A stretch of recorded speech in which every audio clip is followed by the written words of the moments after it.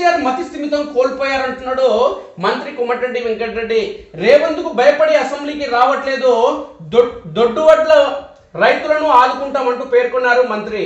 అనంతరం ఆయన అమెరికాకు పయనమై వెళ్లడం జరిగింది.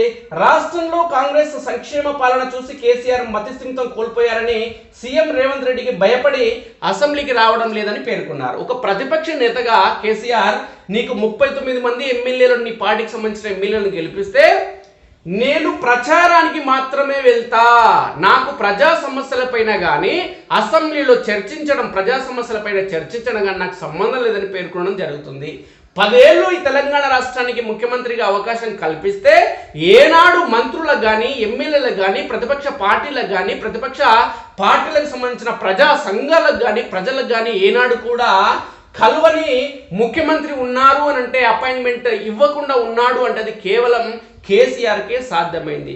నాడు ప్రతిపక్షంలో ఉన్న బీజేపీ కానీ, ప్రతిపక్షంలో ఉన్న కాంగ్రెస్ కానీ కోడై కూసిన కేసీఆర్ తాగుడు పడుకోవడానికి తప్ప ఈ తెలంగాణ రాష్ట్రాన్ని పాలించడానికి పనికిరాడు అనే కోణంలో ప్రతిపక్షంలో ఉన్న కాంగ్రెస్, బీజేపీకి సంబంధించిన నాయకులు అనేక మంది విమర్శలు చేయడం జరిగింది. పొద్దున లేస్తే కేసీఆర్ తాగడం, ఫామ్ హౌస్లో పడుకోవడానికి తప్ప దేనికి పనికిరాడు, అందుకోసమే ఆయనని ఫామ్ హౌస్ ముఖ్యమంత్రిగా పేరు అనేక సార్లు ప్రస్తావించడం జరిగింది ప్రతిపక్ష పార్టీలకు సంబంధించిన నేతలు అనేక మంది.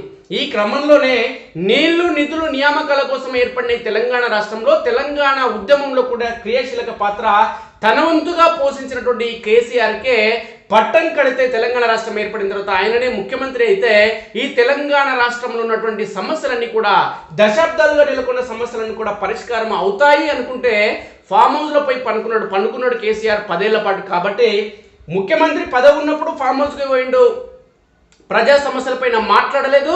ఎవరైనా ప్రజా సమస్యలపైన మాట్లాడితే పోలీసులతో అరెస్ట్ చేయించడం, వారికి నరకయాతలు చూపించడం జరిగింది. ఇక కేసీఆర్ తెలంగాణ రాష్ట్రాన్ని పాలించడానికి పనికిరాడు అని చెప్పి తెలంగాణ సమాజం అంతా కేసీఆర్ను 10 ఏళ్ల పాటు అధికారంలో ఉంచిన అనంతరం ముచ్చటగా 3వసారి తెలంగాణ రాష్ట్రంలో నిర్వహించిన ఎన్నికల్లో టీఆర్ఎస్ పార్టీని తుక్కుగా ఓడించి కాంగ్రెస్ పార్టీకి అధికారం కట్టబడితే ఉమ్మడి పాలమూరు జిల్లాకు సంబంధించినటువంటి వ్యక్తి రేవంత్ రెడ్డి తెలంగాణ రాష్ట్రానికి ముఖ్యమంత్రి అయితే ప్రతిపక్ష నేతగా ఉన్నటువంటి కేసీఆర్ అసెంబ్లీకి రావడం లేదు, ప్రజా సమస్యలపైన ప్రశ్నించడం లేదు అంటే మా ముఖ్యమంత్రి రేవంత్ రెడ్డిని చూసి కేసీఆర్కి కాళ్ళు చేతులు వణుకుతున్నాయి, భయం పట్టుకుంది. అందుకోసమే అసెంబ్లీలోకి అడుగు పెట్టలేదు అనే కోణంలో మంత్రి కోమటిరెడ్డి మాట్లాడడం జరుగుతుంది.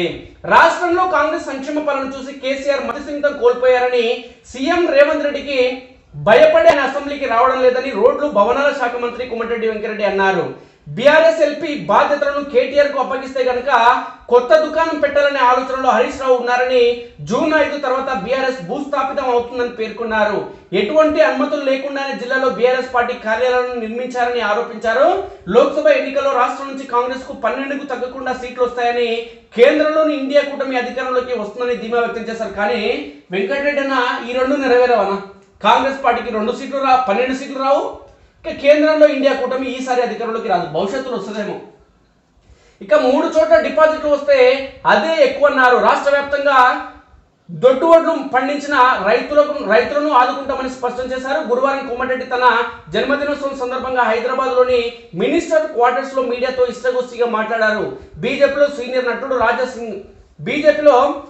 నాయకుడు రాజాసింగ్ ను కాదని ఏలేటి బీజేఎల్పీ పదవిని తీసుకున్నారని, ఆయన పేరు పలకకుండానే తనకు అవమానంగా ఉందన్నారు.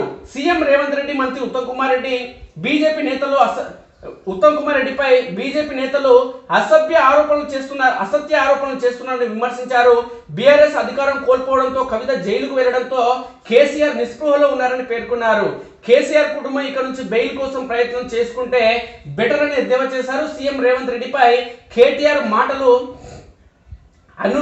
అసహ్యంగా ఉన్నాయని, అమెరికాలో చదువుకున్నారని ఆయన చెప్పుకుంటున్న మాటలు మాత్రం అనాగరికంగా ఉన్నాయని విమర్శించారు. దుర్గం చెరువుపై కేబుల్ బ్రిడ్జ్ నిర్మించి అభివృద్ధి చేశామని బీఆర్ఎస్ నేతలు అంటున్నారని, మరి శంషాబాద్ లో అంతర్జాతీయ విమానాశ్రయం పీవీ ఎక్స్ప్రెస్ ఫ్లైఓవర్ లాంటివి నిర్మించిన తాము ఇంకెంత చెప్పుకోవాలని ప్రశ్నించారు.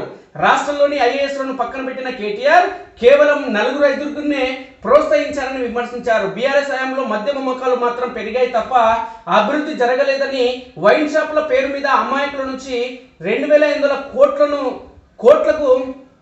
కోట్లను గత ప్రభుత్వం రాబట్టిందని విమర్శించారు. అంతేకాకుండా ఒక టానిక్ వైన్ షాప్ పేరుతోనే 6,000 కోట్లు సంపాదించారని విమర్శించారు. ఇప్పుడు తాము బిట్కు 2,000 ఫీజు కట్టాలనే నిబంధనలు పెట్టామని, అలవికాని పథకాల హామీలను ఇచ్చామని తమను కేటీఆర్ విమర్శిస్తున్నారని, మరి బీఆర్ఎస్ అధికారంలో ఉన్నప్పుడు 500కి గ్యాస్, ఉచిత బస్సు ప్రయాణాన్ని ఎందుకు అమలు చేయాలని నిలదీశారు.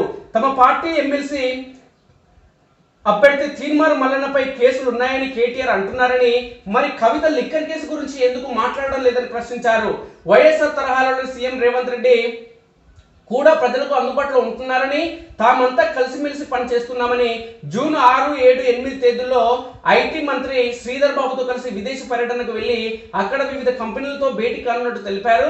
ఎల్బీ నగర్ సూపర్ స్పెషాలిటీ ఆసుపత్రిని ఎంసీఏ గైడ్లైన్స్ కు అనుగుణంగా 14 అంతస్తులు కుదిస్తామని చెప్పారు. అమెరికా వెళ్ళిన అనంతరం అమెరికా వెళ్లడం జరిగింది మంత్రి కోమటిరెడ్డి.